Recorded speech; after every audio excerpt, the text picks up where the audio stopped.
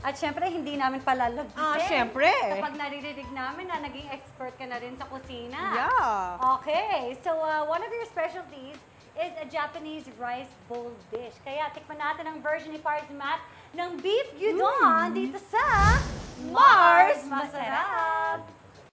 Yan, ngayon magluluto tayo ng beef gyudon. Ayan.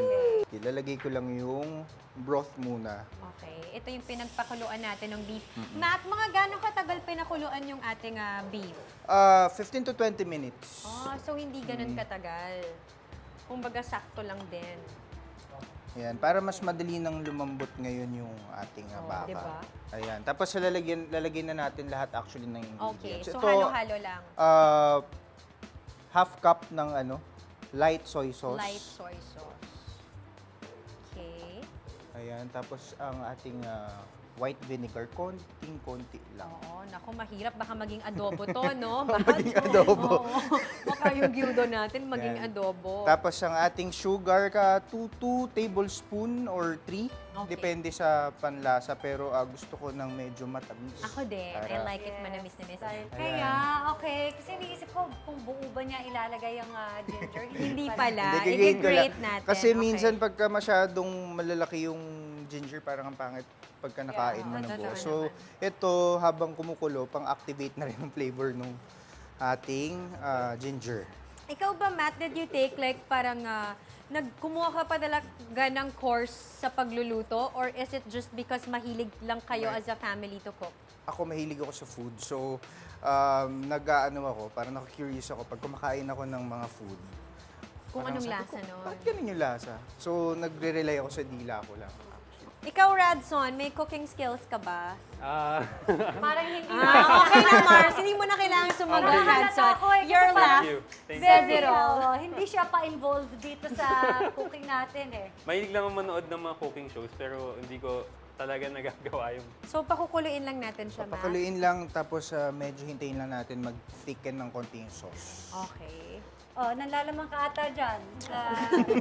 Binabantayan ni Mars Iya kung binabawasan mo na kasi dapat naka-portion Hindi ka yan. nagsasabi, Divided by 4 yan, Tikim-tikim Matt, ha? dyan. Tikim muna natin, baka mamaya hindi kayo masarapan eh. Kailangan pa daw ng add more ginger, okay?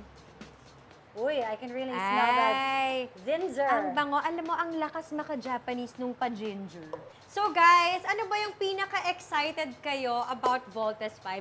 I'm sure ang tagal nyo nang excited. Ano ba nangyari? Kasi ang tagal na nung time na na-announce kayo to be a part of the main cast and so on. So syempre, nandun na yung hype, andun na lahat yung excitement, tapos biglang nangyari yung pandemic, so nahinto lahat. So, at this point, how excited are you guys? Kasi eto na, papunta na kayo sa lock-in, magtitaping na talaga kayo. And what are you most excited about? Kaya ako sobrang excited talaga ako na ma-feel yung set.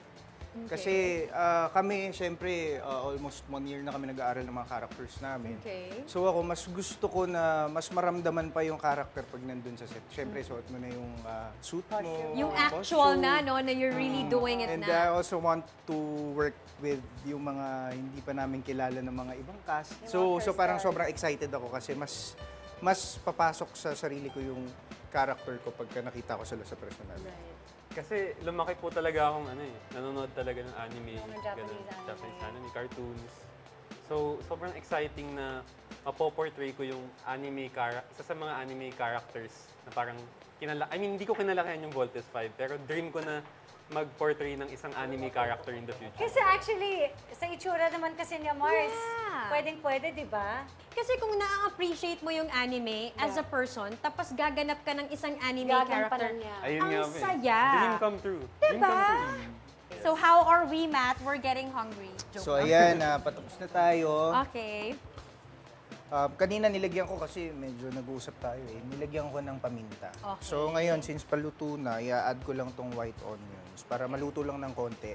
Medyo masarap pa rin kasi yung onion ng medyo crispy pa rin. Yes, agree. Okay.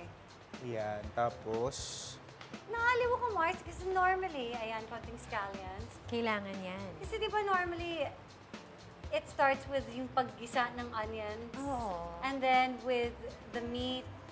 And then I guess you put broth. But ito, huli yung onion. Oo, nag-start muna sa sabaw. Oo.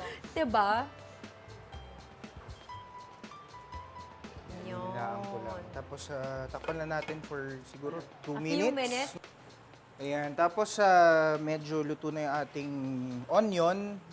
Magka-crack lang tayo ng egg kasi hindi ko ma-advise na hilaw yung itlog natin dito. Okay. Kasi, yun, hindi ganun kaganda. Diba?